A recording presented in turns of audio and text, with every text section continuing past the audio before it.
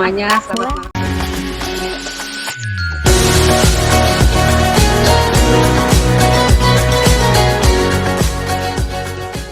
Ketemu lagi kita di live IG with the expert majalah Estetik Plus.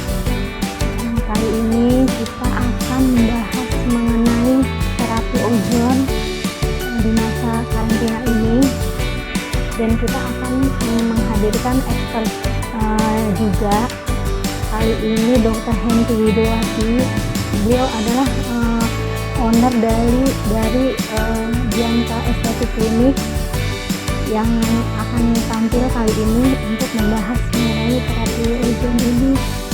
Tepatnya itu meningkatkan sistem imun dan membantu mengatasi penyakit COVID-19 di masa new normal dengan terapi ozon.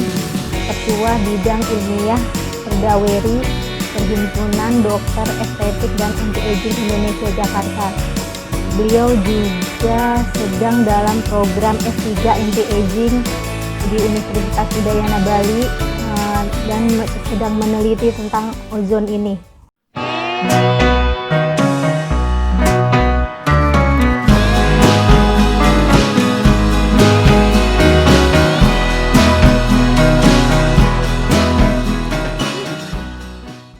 Terima kasih ya Dok, udah nyempetin waktu untuk gabung di sini di acara live on IG with the expert majalah Estetik Plus. Kita nanti minta ilmu dari dokter. Minta ilmu dari dokter nih. Sekarang kan memang kita masih hangat-hangatnya ya, apalagi pemerintah sudah mengeluarkan mengenai new normal ini ya Dok. Mungkin betul. Pasti berbeda dengan PSBB kemarin.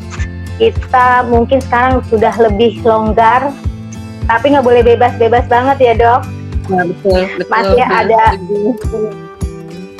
Jadi nanti kita akan bahas Dok mengenai terapi ozon. Untuk tepatnya itu tema kita meningkatkan sistem imun dan membantu mengatasi penyakit COVID-19 di masa new normal dengan terapi ozon.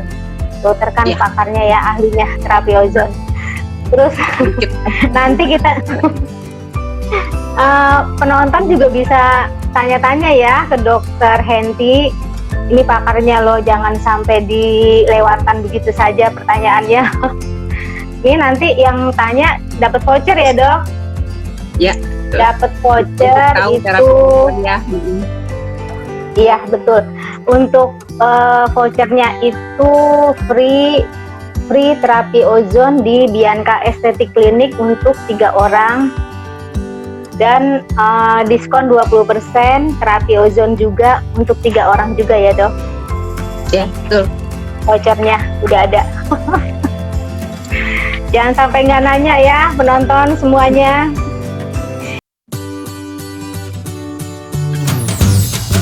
Selamat malam semuanya, selamat malam Mbak Resti, terima kasih atas kesempatannya ya.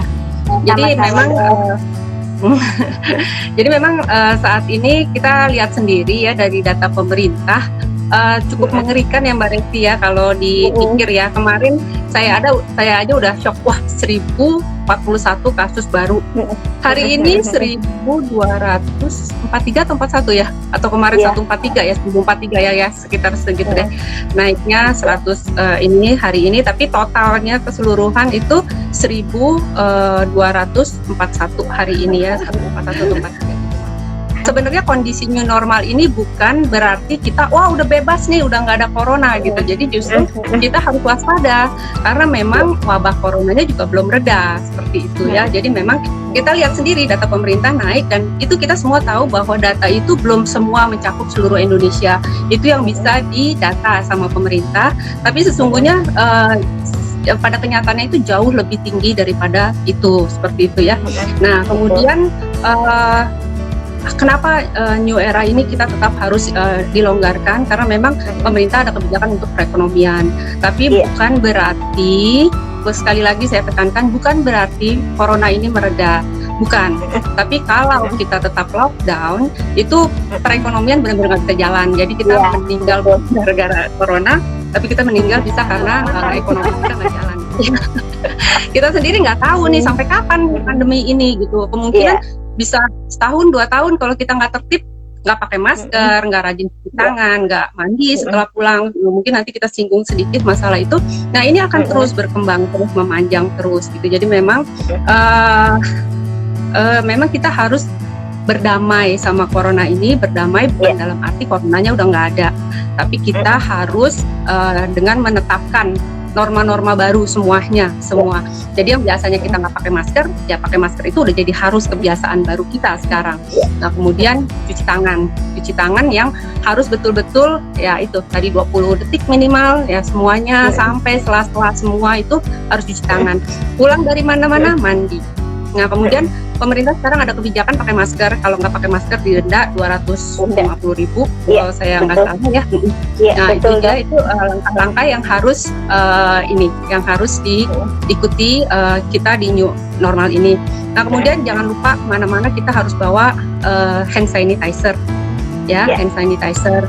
Kemudian juga mungkin semua udah tahu ya mengenai masker, harus nggak bisa setiap hari, maksudnya dipakai berjam-jam gitu kan, itu harus diganti. Jadi kita harus bawa masker cadangan, kalau 6 jam sekali kita harus ganti maskernya kalau bisa. Nah kemudian dilipat, kalau kita masker kain ya yang luar itu langsung kita lipat begini. Jadi kan kalau ada virus-virus yang menempel dia akan aman, terus kita kasih plastik, taruh plastik, baru kita pakai yang baru lagi, seperti itu.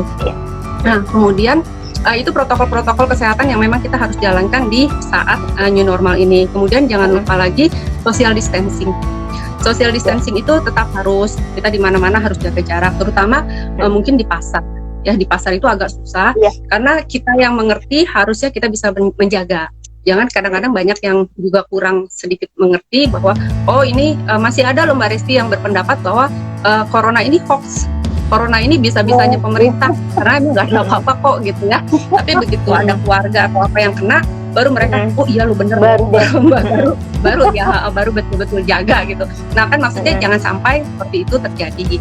Nah kemudian jangan lupa lagi sekarang bawa peralatan makan sendiri. Kalau memang bisa bawa makanan sendiri dari rumah. Ini cara-cara ini ya di new normal ini kita singgung sedikit deh. Kemudian makan bergizi. Terus sempat-sempatin olahraga. 15 menit nggak apa-apa, jalan keliling kompleks, keliling rumah, atau sepedahan 15 menit aja setiap hari, tapi nggak apa-apa, itu meningkatkan imun sistem. Nah kemudian peralatan sholat misalkan ya, kita ke masjid atau kemana itu harus kita bawa sendiri. Jadi semuanya sampai sejadahnya sampai apa kita bawa sendiri. Terus social distancing tetap. Nah kemudian di rumah, di tempat kerja, tombol paling sering itu tombol pintu ya, atau yang kerja keypad harus tetap didisinfektan minimal 4 jam sekali. Disinfektan, kita lap lagi meja kerja kita semprot, nggak apa-apa deh dianggap ini nih paranoid atau apa, ya udah nggak apa-apa, yang penting kita menghindari diri kita dan keluarga kita. Nanti kalau kita sampai rumah kan mereka tetap aman. Di kendaraan umum juga begitu, yang penting cuci tangan, disinfektan, seperti itu ya. Nah kemudian vitamin, jangan lupa vitamin harus minum. Nah vitamin mungkin yang share sedikit ya Mbak Resti, itu vitamin C ya, vitamin C. Nah kemudian zinc ya, mungkin zinc 50 mili. Vitamin C minimal tuh 500 mili lah sehari, satu tablet ya, 500 miligram ya. Zinc bisa ini yang secara umum aja ya, nggak secara detail, tapi ini diperlukan tubuh kita untuk imun sistem. Zinc itu 50 atau 25, boleh 25, 30 sampai 50 sehari cukup satu. Kemudian vitamin E ya, vitamin E bisa 200 miligram. Kenapa sih banyak begitu antioksidan? Ini baru antioksidan loh, belum olahraganya, belum apanya, semua harus dijaga. Karena memang gini loh, di era new normal ini kita nggak akan pernah tahu kita ketemu seberapa banyak virus di sekeliling kita, ya kan? Kita nggak tahu berapa banyak di sekeliling kita OTG. Hari ini dilaporkan 97% atau 85 atau 87% itu dari luar Jakarta sebenarnya, mungkin ya yang kembali kerja ke Jakarta ya. Jadi memang diprediksi kami di dokter-dokter ini memang prediksi di atas tanggal 10 akan meningkat kasusnya di Jakarta lagi. Kemarin kan sempat di Jawa Timur ya meningkat karena mudik.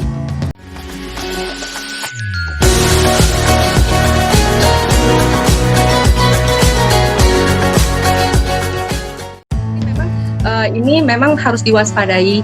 Bukannya kita untuk takut, kita harus waspada, tapi tidak boleh abai, tidak boleh terlena. Oh nggak ada apa-apa kok, pemerintah udah kasih tuh mall buka, udah buka situ bioskop buka. Itu untuk menyelamatkan perekonomian intinya, bukan untuk mengatakan bahwa corona sudah mereda, sama sekali bukan. Ya, jadi itu protokol-protokol tadi kita harus harus kita ikukan ya. Nah itu vitamin-vitamin yang minimal kita harus konsumsi. Kemudian olahraga tadi. Udah, yang terakhir adalah tidur cukup. Bukan Tidur, terakhir ya? sih, masih ada lagi, nggak boleh stres. Iya betul ya dok. Jadi boleh tidur cukup stres. ini minimal, ya nggak boleh stres. Gimana kayak caranya gitu? Susah gitu. Ya memang susah. Semua orang ada stres. Saya sendiri juga pasti ada stres. Semua orang pasti ada stres. Betul. Tapi memang, nah apalagi kalau ada yang paranoid ya, karena stres itu menurunkan imun sistem. Ya, hati-hati. Stres itu menurunkan imun sistem, dan ada penyakit-penyakit yang namanya psikosomatis masuknya ya. Jadi sebenarnya nggak ada apa-apa, tapi karena dia, aduh gue kayaknya kena corona nih, gitu ya. Aduh kayaknya saya kena corona nih, ini mulai flu nih, gitu ya. Kayaknya mulai flu nih, gini-gini. Nah itu sebenarnya tadinya enggak, tadinya flu biasa. Ini kan sebenarnya flu biasa, tapi kita nggak bisa menganggap ini flu biasa karena memang dia ada dianggap flu biasa, seperti biasa. Ya protokolnya seperti kita flu. Kalau kita flu, kita harus istirahat, minum vitamin, minum anget-anget seperti itu. Nah kemudian minum obat-obat flu masih oke, selama nggak ada apa-apa. Demam dikit nggak apa-apa, nggak usah paranoid karena gitu. Aduh saya panas nih, jangan-jangan kena corona nih, jangan-jangan kena corona. Nah itu menurunkan imun sistem yang tadinya harusnya kita kuat terhadap corona ini, akhirnya mungkin juga bisa gitu loh, mungkin juga bisa kena gitu, karena memang kan ya kita nggak tahu nih virus di sekeliling kita ada di mana aja. Misalkan kita nih, kita udah nggak keluar misalkan, tapi kena, saya udah nggak keluar kena, mungkin ada anggota keluarga kita yang masih kerja, keluar masuk rumah, ya kan, bisa aja dia bawa virus nih, misalkan sepatunya lupa dilepas, terus dia masuk ke rumah tanpa melepas sepatu, di dalam rumah baru lepas sepatu misalkan, atau bajunya yang dari luar ini dia taruh aja geletaknya di kursi gitu, itu sama sekali nggak boleh, ya, sama sekali tidak boleh. Jadi memang kita harus semua buka.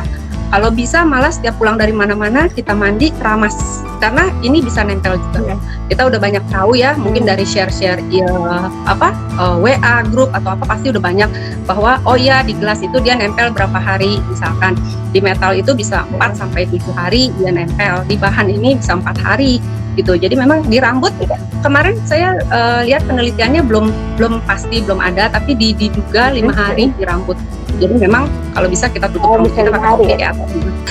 Tapi kalau yang nggak pakai jilbab mungkin kita bisa pakai topi atau ini ya yang sekarang model-model yang agak trendy lah gitu, tutup rambutnya semua itu oke, nggak perlu setiap dari pasar kita keramas gitu, repot juga kan seperti itu. Tolong tambahkan sedikit dok, makanan apa yang paling bagus kita konsumsi buah di masa new normal ini dok, untuk penonton kita? Yang jelas sayur-sayuran ya yang berwarna itu harus kita konsumsi. Kalau bisa dalam sehari itu sayur dan buah ada 5 warna. 5 warna itu maksudnya berarti hijau dari sayur-sayuran ya, kuning misalkan dari jeruk, orange kita bisa ambil dari pepaya, ya kan? Hijau dari buah kita bisa ambil dari kiwi atau apa. Nah orange kita ambil dari apa misalkan ya, jeruk. Kemudian dari pokoknya buah-buah yang berwarna-warna kita bisa dari anggur, ungu ya, bisa berubah beda warna, pokoknya minimal 5. Tapi kalau misalkan nggak bisa ya 3 warna deh, 3 warna karena masing-masing warna ini memiliki potensi antioksidan yang berbeda-beda. Nah jadi buah naga itu bagus. Buah naga itu merahnya tuh merah, semakin dia warnanya ini ya semakin terang, semakin jelas warnanya, itu antioksidannya semakin tinggi sebetulnya. Nah seperti itu Mbak. Nah, kemudian kalau misalkan gejalanya tadi Mbak yang saya bilang flu nggak boleh stres ya. Nah, kita semua udah tahu ya gejalanya itu flu itu biasa pilek-pilek ini ya, pilek Kemudian bersin itu adalah pertahanan tubuh juga dari kita untuk mengeluarkan virus sebetulnya. Jadi kita bersin, tapi di new era ini tentu bersin harus ada protokolnya juga ya. Jadi bersin harus cukup seperti ini, seperti apa itu betul-betul dijalankan ya untuk memutus penyebaran virus ini di udara tentunya ya. Kemudian sakit kepala, terus batuk, sakit tenggorokan. Lagi sekali-sekali jangan berpikir bahwa setiap kita pilek, demam, wah corona nih ya. Jadi jangan dihindari aja. Ya, itu sekarang agak-agak dilarang kalau cuman pilek-pilek dikit ke dokter, karena di tempat praktek dokter atau di rumah sakit terutama ya tentunya kita tidak terlalu aman ke sana, dan juga kasihan dokternya, biar aja dokternya nanganin yang kasus-kasus yang lebih berat lah. Kalau memang kita masih bisa istirahat dan bisa tidur ya kita itu aja, obatin seperti flu biasa aja, minum vitamin yang banyak itu bisa membantu. Nah, yang mungkin yang harus diwaspadai bila kita punya penyakit komorbid ya. Penyakit komorbid adalah penyakit-penyakit yang dimana ini bisa mengurangi kerja dari imun sistem kita ya, bisa mengurangi kerja imun sistem kita, seperti diabetes, hipertensi, jantung, ya, kemudian gagal ginjal, ada kelainan hati, itu semua penyakit-penyakit komorbid. Juga ada kelainan di sistem pencernaan kita, karena memang si virus ini, sedikit saya bahas tentang virusnya, bahwa virus ini memiliki reseptor. Reseptor itu adalah tangan yang bisa menarik dia nempel di organ kita. Nah, si reseptor ini, ACE2 ini, angiotensin 2 ini, dia paling banyak ada di organ paru-paru, hati, ya, jadi paru-paru, hati, jantung, ginjal, dan pencernaan. Makanya kita bisa kadang-kadang flu, kemudian diare gitu. Tapi kembali lagi, bisa kita salah makan juga kita diare. Jangan, oh iya nih COVID nih gitu kan. Jangan lagi ya, karena memang stres itu membuat kita imun sistem kita turun. Tapi ingat, jangan mengabaikan juga, kita tetap harus waspada ya, kayak kita flu biasa seperti itu ya. Apa yang perlu kita lakukan kalau kita flu kan ya udah kita lakukan seperti itu. Nanti kalau ternyata tidak bisa tertolong, baru nanti WA aja deh temen siapa kayak yang dokter yang tahu, ini saya minum apa ya, gini-gini deh, daripada ke rumah sakit kalau masih bisa ditangani tentunya ya, kecuali tadi ya ada penyakit-penyakit komorbid tadi gitu ya. Nah, kemudian kalau misalkan kita ditanya, tadi saya ini ada yang bertanya kalau rapid test dilakukan berapa kali seperti itu ya. Tadi sebelum hilang pertanyaannya. Jadi kalau rapid test sendiri kalau ditanya berapa kali itu tergantung dari maksudnya dia harusnya seminggu sekali. Karena memang kan sekarang terkena, nanti baru seminggu kemudian baru timbul IgG-nya, IgM-nya, kekebalan tubuh kita itu baru muncul gitu. Jadi baru terdetek oleh rapid test. Tapi kalau PCR itu sebenarnya anytime kita ini bisa aja mendeteksi bahwa itu terkena atau tidak. Tujuan kita untuk membuat imun sistem kan intinya seperti itu, menghadapi si suasana new normal ini dalam tujuan mungkin ada kemungkinan kita herd immunity atau apa, nanti kita bahas sedikit-sedikit ya. Nah kemudian tadi pertanyaan kalau dia udah kena apakah bisa terkena lagi gitu ya. Jadi kalau sudah terkena, dia bisa saat ini virusnya itu ada mutasi itu. Jadi gini, di kaki-kakinya si virus itu kan si virus ini kan terdiri dari asam amino semua ya. Jadi kalau satu bergeser aja, dia itu udah virus yang berbeda sebenarnya, udah jenis yang berbeda lagi dari yang awal. Jadi sekarang ini ilmuwan pun ilmuwan pun sekarang meneliti untuk vaksin itu ternyata beda-beda nih. Jadi yang dari COVID yang dari Hong Kong itu berbeda sama yang Amerika, berbeda sama yang Italia. Jadi memang agak repot untuk membuat vaksin ya. Jadi memang kita tidak mengharapkan jangan berpikir, aduh gue di rumah aja deh sampai vaksin keluar baru gue keluar rumah gitu ya. Jadi akhirnya stresnya karena nggak keluar rumah sebenarnya. Nggak keluar rumah maksudnya dalam artian untuk hal-hal yang penting gitu ya, misalkan kita olahraga keluar atau lihat-lihat halaman lah yang penting gitu ya. Itu ini juga ya mengurangi stres kita gitu ya. Nah seperti itu. Jadi memang kita harus meningkatkan imun sistem. Yang jelas di sini dalam menghadapi era new normal ini kembali saya tingkatkan harus imun sistem, karena herd immunity ini adalah sebenarnya dia program untuk mengisolasi si virus ini, tapi memang harus semua orang kebal. Jadi 70% di Jakarta ini atau di Indonesia ini 70% seluruh dunia ini harus kena dulu si virus ini gitu loh. Nah cuman masalahnya kita kuat nggak nahan si virus ini gitu kan. Nah kalau nggak kuat itu yang repot ya kan, kita akan terkena dan akan ada perburukan dari kesehatan kita. Tapi kalau kita sehat, sekali lagi saya tekankan, apapun mau program herd immunity, mau program apapun, selama kita menjalani protokol kesehatan dan imun sistem kita bagus, insya Allah kita akan bisa menangkal si virus ini. Sehingga kalau kita pun kena, kita tidak terkena penyakit. Nah, tapi tentunya ini nggak bisa diberlakukan ke kita sendiri, gitu. Kita nggak boleh egois. Jadi kita tetap kalau nggak perlu banget untuk urusan kerja atau apa, kita jangan keluar karena orang lain yang lemah bisa terkena kalau ketemu kita seperti itu, ya kan? Jadi memang kita memang harus betul-betul menjaga imun sistem kita, selain kita ya keluarga kita. Nah itu ya.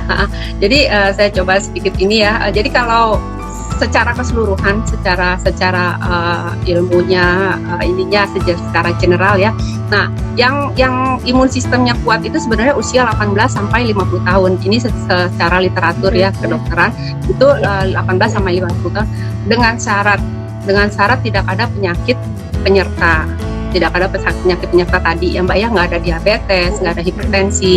Kemudian dari apa yang semua udah disebutkan tadi, satu lagi kegemukan ini juga merupakan penyakit ya. Jadi memang yang kira-kira badannya berlebih banget itu harus menurunkan berat badan, karena ini mengurangi karena orang gemuk itu biasanya terjadi peningkatan peradangan di badannya, sehingga agak susah tubuh menahan penyakit lagi dari luar seperti itu ya. Jadi banyak kasus masih muda dia terkena, ternyata setelah diselidiki, oh dia ternyata gemuk, oh dia ternyata ada diabetes, oh ternyata dia ada penyakit bawaan seperti itu. Nah dok, berarti kalau gue punya penyakit bawaan nggak bisa kemana-mana dong selamanya gini-gini? Nggak juga, yang penting kita naikin imun sistem tadi dan ya jaga-jaga di rumah, jangan banyak kontak sama luar seperti itu. Kalau yang udah lanjut usia gimana dok? Yang lansia itu kan pasti kan imunnya udah turun dan dia punya penyakit lagi itu Mbak Resti. Jadi memang kenapa sih orang tua itu lebih banyak yang terkena seperti itu ya. Jadi gini, di tubuh kita sendiri itu ada beberapa perlawanan, mekanisme pertahanan dari tubuh kita. Yang pertama adalah hidung. Misalkan hidung atau mulut kita ya, tenggorokan itu secara normal kalau ada virus yang menempel dia akan bersin. Seperti itu mekanisme pertahanan kita. Kemudian kita jadi agak pilek gitu ya, sebenarnya agak keluar cairan. Itu sebenarnya untuk membalut si lendir itu, untuk membalut virus ini supaya dia pas batuk atau pas kita sisih gitu ya, buang ini, itu kebuang virusnya gitu. Nah pada orang tua problemnya adalah kemampuan si rongga hidung, rongga mulut untuk batuk apa itu menurun fungsinya. Jadi memang kita harus dari protokol New Era sendiri ada selalu dikatakan sayangi orang tua. Sayangi orang tua itu maksudnya kita jangan memberikan dia membawa mereka virus. Jadi memang agak susah untuk meningkatkan imun sistem bila memang udah agak tua. Jadi memang harus lebih lagi. Jadi mereka harus olahraga tentunya. Olahraganya protokolnya adalah maksimal 30 menit jalan santai. Mungkin kalau dia jalan di taman ya harus pakai masker seperti itu. Kemudian vitamin dipenuhi ya. Obat-obatan jangan lupa.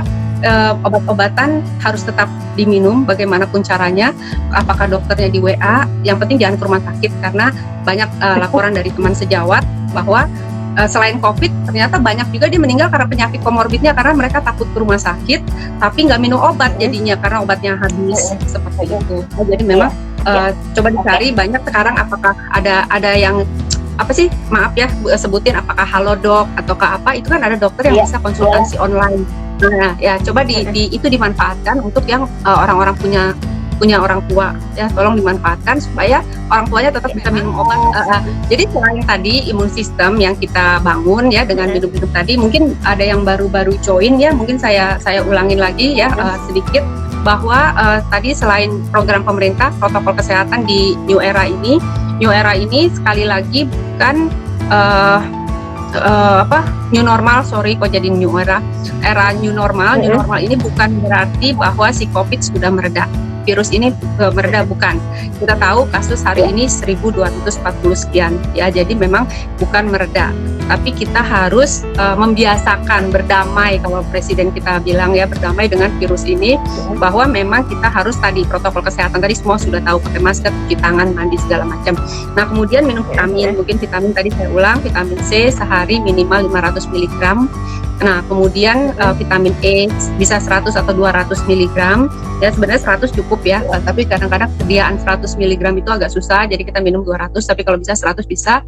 Zinc 50 mg ya, itu yang minimal yang kita harus konsumsi. Nah kemudian olahraga ya, tidur cukup, kurangin stres ya. Nah kemudian kita masuk ke terapi ozon ya, jadi terapi ozon sendiri yang terkuat untuk menahan dalam kasus COVID ini. Kita jadi gini, kita kan tadi ada pertahanan untuk hidung masuk ya, hidung masuk itu kita nanti ternyata hidung kita nggak sensitif nih, atau virus terlalu banyak yang masuk sehingga akhirnya pertahanan awal kita kalah, jadi akhirnya virus masuk ke tubuh kita gitu ya. Nanti ada pertahanan lagi darah, ada dari darah, sel darah putih itu pertahanan kita ya. Nah kemudian ada sel-sel yang lain yang ini misalkan thymus, lim kelenjar lim kita gitu ya, hati kita, itu termasuk ke sistem pertahanan. Nah kemudian selain itu di tubuh kita ada antioksidan endogen nih, antioksidan enzimatik yang paling kuat sebenarnya, tentara paling kuat di dalam sel kita. Tapi kalau kita tidak aktifasi, tidak ada hal yang membuat dia untuk keluar, dia tidak akan keluar gitu loh. Jadi si antioksidan enzimatik ini pada kasus-kasus berat dia baru akan bekerja gitu. Nah, terapi ozon maksudnya sebelum sampai kita kena penyakit berat, kita aktivasi nih si antioksidan ini. Enzimatik ini ada 3 yang terkuat di tubuh kita. Jadi dia superoksid dismutase, katalase, dan superoksid dismutase, katalase sama glutathione. Ya, jadi ini adalah tentara yang pertahanan endogen dari dalam tubuh kita ada dan bisa diaktifasi. Kalau kayak tadi vitamin C itu harus ini suplai dari luar, di dalam tubuh kita nggak ada ya. Jadi memang antioksidan itu harus ada yang bermacam-macam jenisnya. Nah yang di sel yang paling kuat pertahanan kita adalah 3 enzimatik tadi. Nah ozon akan mengaktifasi si tiga sistem kekebalan tubuh endogen ini dari dalam sel. Nah kemudian fungsi lainnya dia ya, saya gabung aja antara meningkatkan imun sistem sama fungsinya dalam kaitannya dengan COVID ini ya Mbak Resti ya.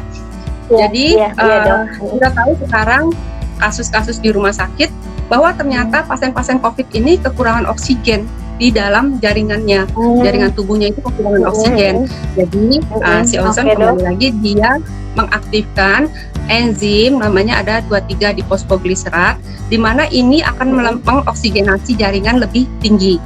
Ya, kalau enzim ini kerjanya nggak maksimal, oksigenasi agak berkurang. Tapi kalau kita aktifasi enzim ini, oksigenasi jaringan akan lebih meningkat. Itu yang kedua ya, selain antioksidan enzimatik tadi. Antioksidan enzimatik itu sebenarnya kita tahu kalau glutathione itu kita udah sering ya, apalagi yang perempuan-perempuan yang mau putih nih, yang biasa di klinik kecantikan atau estetik pasti udah tahu glutathione itu apa ya, untuk memutihkan ya sebenarnya. Jadi sebenarnya glutathione itu ada di dalam tubuh kita, tapi kalau tidak diaktifasi dia nggak bangun, nggak bekerja gitu ya. Jadi memang harus dibantu untuk dia teraktivasi sehingga bisa untuk imunitas kita ini. Nah, kemudian kerja ketiga dari si ozon ini pada kasus COVID ini, ozon itu akan merangsang pembentukan nitric oxide. Nitric oxide itu adalah untuk vasodilatasi pembuluh darah. Ya, jadi vasodilatasi pembuluh darah di di kasus COVID selain ada penurunan oksigen, dia ada pengentalan darah, Mbak Resti. Jadi paling banyak kasusnya itu kerusakan jaringan itu karena ada penyumbatan, ada gumpalan-gumpalan darah beku di saluran-salurannya setelah ada penderita yang kita bedah di otopsi oleh dokter-dokter dari Itali gitu ya. Jadi ternyata karena pengentalan darah sama kurang oksigen nih. Nah, si ozon akan membantu melenturkan sel darah merah. Tadi ada fungsi dia menaikkan nitric oxide, jadi dia ada vasodilatasi. Jadi kalau udah pembuluh darahnya besar, kalau dia darahnya kental pun tentunya dia bisa akan lewat. Si darah ini bisa akan lewat ke jaringan yang harus diberikan nutrisi atau diberikan oksigen tadi untuk perbaikan karena ada kerusakan invasi dari si virus ini. Kemudian ya mengecerkan darah, kemudian mengaktifasi antioksidan tadi yang terbuat di tubuh kita, kemudian dia melebarkan pembuluh darah, kerjanya dalam kasus ini. Kemudian dia juga sebenarnya di sel kita tuh Mbak, sel kita itu ada pertahanan tubuh kita juga, itu dia juga bisa diaktifasi oleh si ozon ini gitu ya. Jadi memang yang berikutnya lagi adalah gini, si corona ini kita sebut corona karena sebenarnya ini virus, dia ada jaketnya, ada selimutnya namanya di kapsul, di lingkur, di envelope ya. Si virus ini dibungkus oleh envelope-nya virus ini. Nah, kemudian dia ada spike, Mbak. Spike itu kaki-kakinya dia yang nonjol-nonjol di selimutnya ini, sehingga dia bentuknya kayak corona gitu, bulat gitu. Nah, ini terdiri dari sebenarnya protein ya. Kalau di kedokteran kita bilangnya subhidril. Subhidril ini mengandung asam amino yang namanya sistein. Nah, kerjanya ozon adalah merusak si sistein ini di permukaan kulit, Mbak. Jadi sehingga si corona ini kaki-kakinya itu hilang, jadi kayak gundul gitu loh, Mbak. Jadi dia nggak bisa nempel tuh di reseptornya sel kita gitu. Jadi selain kita meningkatkan imun sistem, si kakinya corona ini kan hilang juga. Jadi walaupun ini dia nggak bisa nempel ke sel kita, jadi nggak bisa masuk ke dalam sel kita. Tapi kalaupun ada yang lolos masuk ke dalam sel, tapi kalau udah di ozon dia akan mengaktifasi si antioksidan yang 3 tadi, yang kuat tadi, sehingga dia akan dihancurkan di dalam sel. Sebenarnya kerjanya seperti itu. Ya, virusnya bukannya lemah, dia justru nggak berfungsi sama sekali. Jadinya kalau di ozon itu kaki-kakinya ini kan udah nggak bisa nempel di sel kita, jadi dia kita menghindari supaya dia nggak masuk ke sel kita gitu. Jadi dia nggak bisa nempel, nggak bisa masuk ke dalam. Oke, Dok. Nah itu cara terapinya gimana, Dok? Di ozon sendiri dia ada 2 sistem nih. Ada cara Rusia yang kita pakai secara global ya, yang secara mendunia itu ada cara Rusia, ada cara Jerman. Di klinik kami itu kita pakai cara Jerman. Kalau cara Jerman itu kita tahu ya kasus-kasus COVID itu banyak, Mbak, di Italia, di Cina sendiri ozon itu dipakai juga untuk untuk membantu kasus COVID ini. Karena memang banyak di Cina itu obat-obatan diteliti digunakan pada pasien COVID ternyata, tapi belum ada yang betul-betul efektif gitu ya, belum ada yang betul-betul efektif bisa membantu virus ini, sehingga semua dicobakan. Dan ini ada clinical trial untuk kasus ozon, itu ada 4 clinical trial diadakan di China sendiri, di Wuhan waktu itu diadakan. Nah, kemudian di Spanyol juga diadakan, di Jerman itu juga paling banyak karena memang terapi ozon ini kita asalnya dari sana ya. Jadi memang kasus kematian di Jerman itu sangat-sangat kecil. Sangat-sangat kecil, kasus COVID juga di Jerman sangat-sangat kecil karena memang di sana hampir semua menggunakan terapi ozon ini. Jadi memang bisa menahan si virus ini. Nah, untuk caranya sendiri kalau cara Jerman bedanya ya, Mbak, kita ambil dari ini, Mbak, vena kubitis ini di lengan sini kita ambil. Nah, kemudian darah ini kita ambil ke dalam botol, masuk ke dalam botol atau blood bag, kita kumpulkan di luar tubuh kita. Jadi kayak donor darah gitu, Mbak. Cuman kalau donor darah itu kan habis 240 mili ya. Kalau untuk ini dia cuma maksimal sekitar 120, kita udah cukup lah ya untuk ini. Nah, kemudian ozon ini kita ambil dari generatornya khusus untuk membuat oksigen dan ozon ini. Jadi nggak bisa sembarangan generatornya. Jadi memang nggak bisa asal-asal, oh ini alat ozon kok gitu. Nggak bisa ya, karena memang kita tahu bahwa semua tahu bahwa ozon ini bukannya gas beracun ya, kok dipakai buat terapi ya gitu ya. Tapi ya betul, ini bukannya oksidator gitu kan. Dia oksidan tapi bukan radikal bebas. Ya, ozon ini adalah oksidan tapi dia bukan radikal bebas. Nah, kalau dosisnya terukur, kalau dosisnya kita bisa atur sedemikian rupa, nah ini akan mengaktifasi tadi semua Mbak, enzim-enzim antioksidan di dalam tubuh kita, enzim untuk meningkatkan oksigen di tubuh kita, seperti itu ya. Nah, setelah kita kolek darah tadi, kembali lagi kita masukkan gas ozon yang kita sudah ambil dari generator yang sudah terstandarisasi. Nah, setelah dia dibubbling, dicampur oleh darah kita masukkan kembali ke tubuh kita. Jadi di reinfuse, masuk lagi ke darah ke ini kita. Nah, itu hanya satu tangan. Tapi kalau cara Rusia, dia ambil dari sini, tangan sini, dia masuk kayak cuci darah. Itu ada juga yang cara Rusia. Nah, kemudian setelah di ozon, darahnya kita masukkan lagi lewat vena yang berbeda. Gitu. Jadi memang itu beda sistem ya. Tapi saya sendiri pakai yang cara Jerman. Ini bagus ya, cara Jerman. Jadi dulu waktu berapa tahun lalu S2 saya itu juga tentang ozon, terapi ozon, untuk membuktikan bahwa benar nggak sih di ini kan orang luar nih yang pakai gitu, di Indonesia sebenarnya bermanfaat nggak sih untuk orang Indonesia. Makanya waktu S2 saya gunakan untuk penelitian pada pasien, pada orang-orang yang perokok berat. Perokok berat itu kriteria WHO 10 batang lebih per hari. Jadi kita kumpulin tuh orang-orang yang ngerokoknya tuh 10 batang lebih per hari, kita cek radikal bebasnya. Oh, ternyata radikal bebasnya tuh tinggi-tinggi Mbak Resti, sampai kalau parameternya sekian, ini nanti 10 tahun ke depan dia akan menyebabkan cancer gitu loh. Jadi kita teliti sampai segitu. Nah, kemudian di ozon nih 10 kali, seminggu sekali kita lakukan ozon, 10 kali kita cek lagi ya. Jadi kita cek lagi kadar radikal bebas mereka, terus kadar antioksidan mereka kita cek.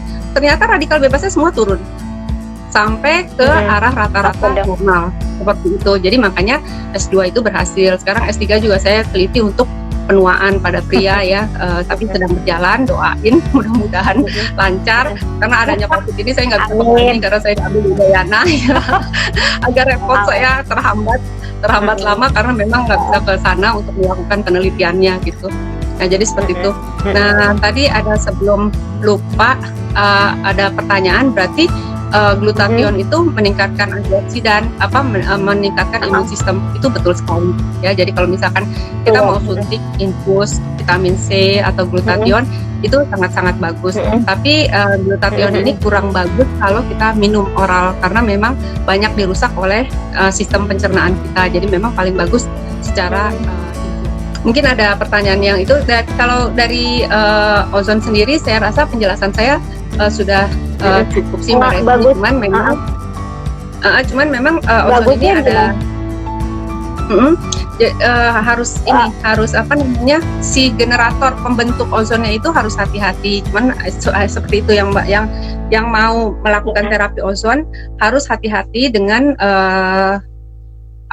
yang menyediakan terapi ini, maksudnya gitu ya. Jadi nggak bisa sembarangan, karena yang orang-orang yang sembarangan ini pakai generator yang murah-murah, dia pakai oksigennya, oksigennya ini dari oksigen bebas, itu sangat-sangat nggak boleh. Jadi memang kita harus bedakan antara ozon untuk medis dan ozon untuk industri. Jadi memang harus dibedakan, sangat-sangat beda untuk ozon medis dan ozon industri. Karena ozon medis ini kita dari oksigen murni, yang tabung oksigen yang ada di rumah sakit medikal. Oh iya, dan semua sekali pakai. Jadi memang harus betul-betul dosisnya juga harus terukur. Dokter yang mengerjakan juga harus terlatih. Jadi nggak bisa sembarangan.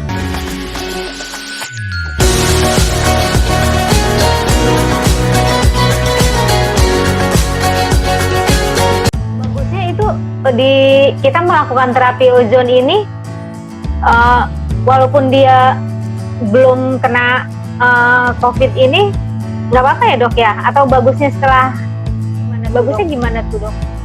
Justru sih sebenarnya harusnya kita lakukan sebelum terkena. semua sebenarnya pencegahan lebih baik daripada udah terkena.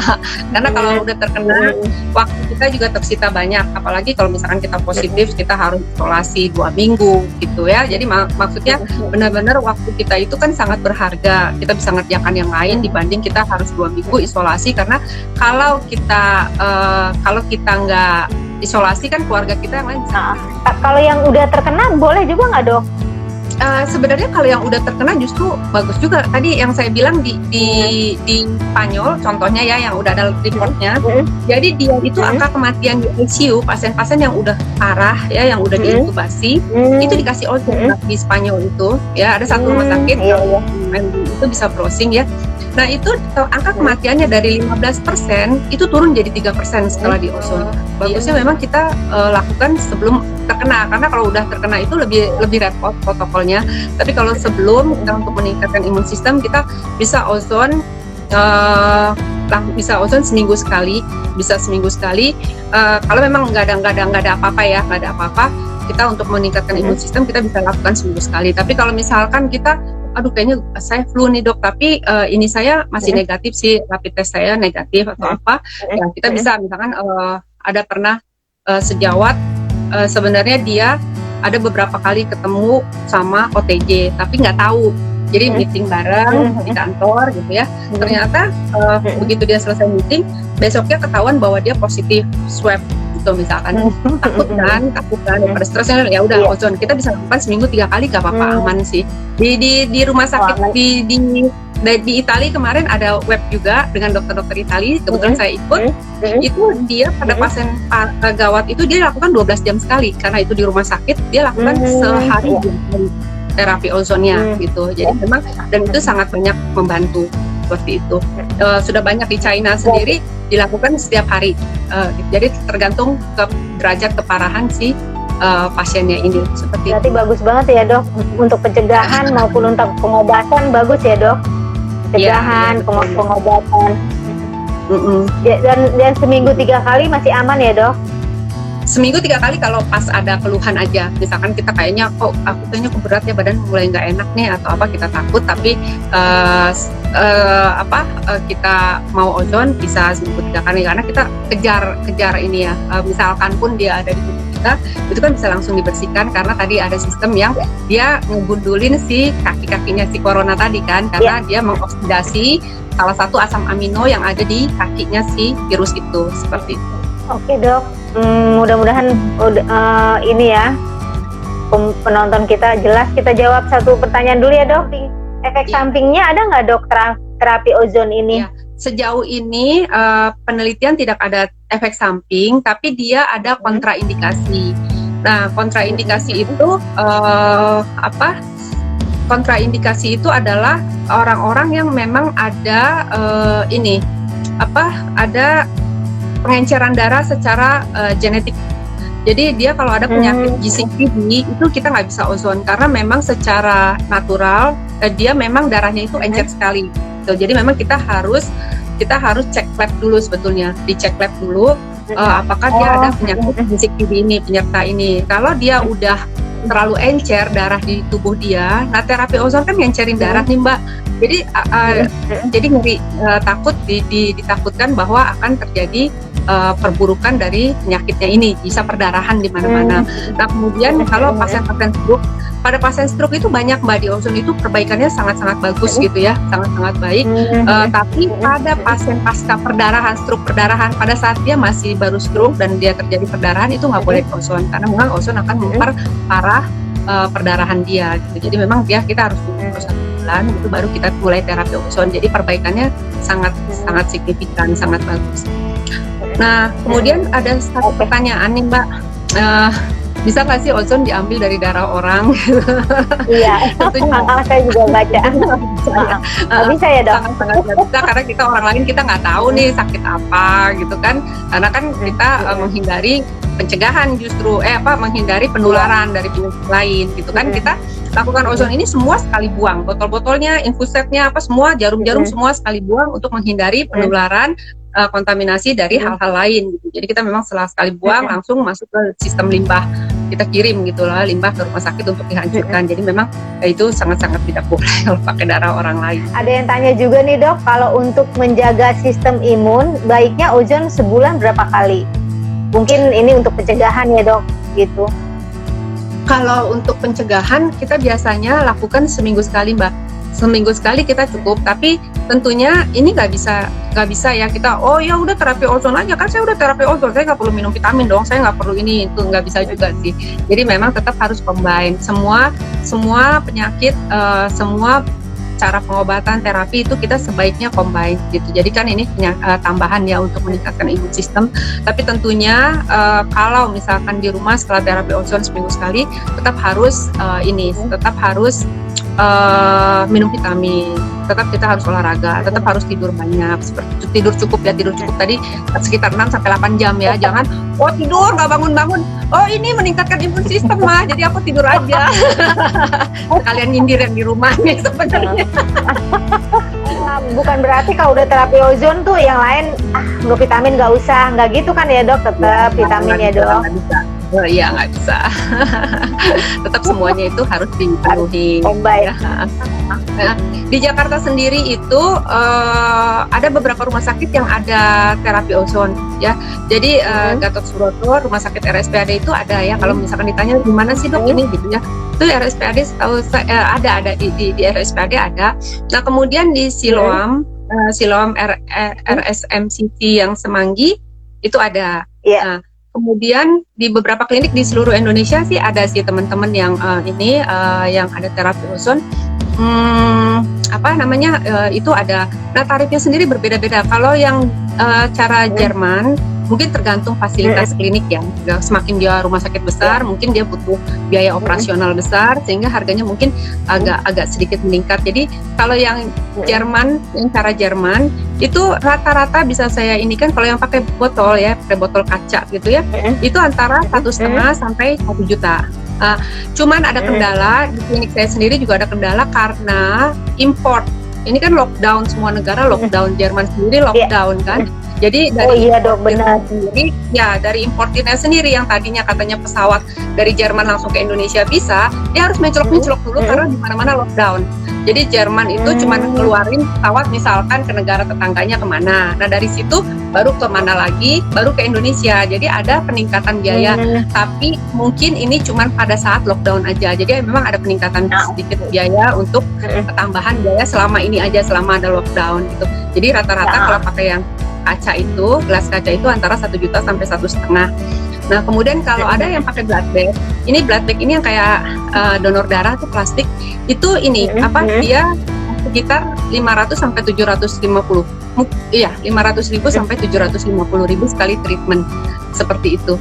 Itu harganya. Tapi kalau yang cara Rusia, karena dia dilakukannya itu waktunya hampir 2 jam, sekitar 2 jaman, itu casnya setahu saya dulu ya, karena saya nggak menjalani terapi ini dulu aja itu 2,5 juta.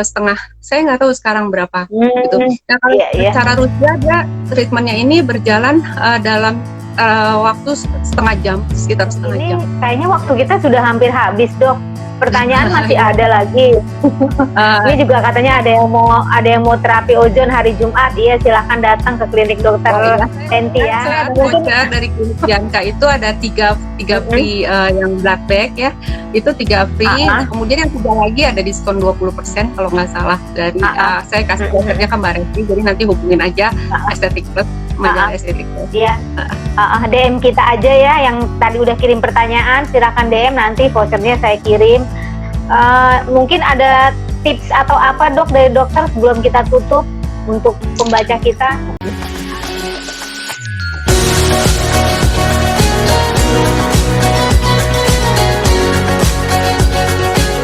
Pokoknya pada intinya pada saat new normal ini tetap kita harus meningkatkan imun sistem. Itu satu-satunya, terserah mau pakai cara apapun, mau cara kita mau minum vitamin, kita mau olahraga, kita jaga jarak, kita pakai masker, terutama masker ya kemana-mana harus ya jaga jarak. Nah kemudian sering-sering cuci tangan. Terus kemudian hand sanitizer ya, alkohol 60% minimal hand sanitizer itu. Nah kemudian biasa tadi social distancing kita jaga jarak itu. Pokoknya imun sistem, minum vitamin, olahraga tadi saya udah katakan, kurangi stres, tidur 6 sampai 8 jam sehari. Vitamin tadi udah berulang-ulang saya ulangin ya, seperti itu. Nah, kalau ini tambahan, kalau mau lakukan terapi ozon itu kuat sebetulnya, itu kuat. Tapi kalau misalkan enggak, ya yang tadi aja, hindari kerumunan di pasar, hindari itu yang terlalu banyak berkeluar. Karena gini, sekuat-kuatnya imun sistem kita, kalau kita terkena terus, terpapar terus, apalagi ingat ya virus ini berubah terus bentuknya. Jadi memang jangan mengharapkan vaksin, karena ini sudah diteliti bahwa vaksin ini juga udah dibikin nih, vaksinnya udah jadi, tapi ternyata nggak bisa dipakai karena dia beda kasusnya sama di Indonesia. Di Indonesia sendiri Jawa, Cirebon, Surabaya itu beda-beda juga. Ternyata virusnya dia lagi ya dong. Pinter banget virus ini, pinter banget, itu susah vaksinnya dibikin itu susah. Karena kalau virus Jawa, misalkan di Surabaya, virus Surabaya kita masukkan ke tubuh kita, yang virus Jakarta ternyata nggak cocok, itu akan ada reaksi yang kurang baik untuk kesehatan kita. Jadi bisa shock, bisa apa. Saya nggak nakut-nakutin sih memang, tapi memang seperti itu. Jadi memang satu-satunya yang harus dilakukan adalah tingkatkan imun sistem dan lakukan protokol kesehatan yang sudah banyak di-share oleh pemerintah. Please, tolong sayangi orang di rumah. Anak-anak itu imun sistemnya belum terbentuk secara sempurna, jadi dia masih lemah. Makanya sekolah mungkin diperpanjang sampai Desember ya, kemungkinan ya paling cepat. Jadi anak-anak itu paling lemah karena imun sistemnya belum terbentuk. 16 tahun dia baru normal, imun sistemnya baru bekerja maksimal. Tapi kan orang-orang tua di atas 60 juga imun sistemnya udah mulai turun karena udah ada gangguan penurunan fungsi dari organnya itu. Jadi memang seperti itu. Ini ada satu pertanyaan, kalau dia bikin awet muda, tentunya iya. Ozon itu bikin awet muda karena dia meningkatkan antioksidan yang tadi glutathione semua itu membuat kita awet muda. Kemudian di sumsum tulang dia merangsang pengeluaran stem cell. Jadi memang kalau rutin ya, asal rutin itu bisa. Banyak manfaatnya ya dok ya, selain untuk corona ini. Untuk awet muda, untuk memutihkan juga berarti ya dok. Iya. Ini yang masih ada pertanyaan yang nggak mungkin sempat kita bacain juga saat ini, silahkan nanti langsung ke Dokter Henty. Dokter bisa sebutin alamat kliniknya dok untuk penonton kita. Jalan Sungai Sambas 3 nomor 14 Kebayoran Baru, Jakarta Selatan. Ya, silakan langsung nanti ke dokternya.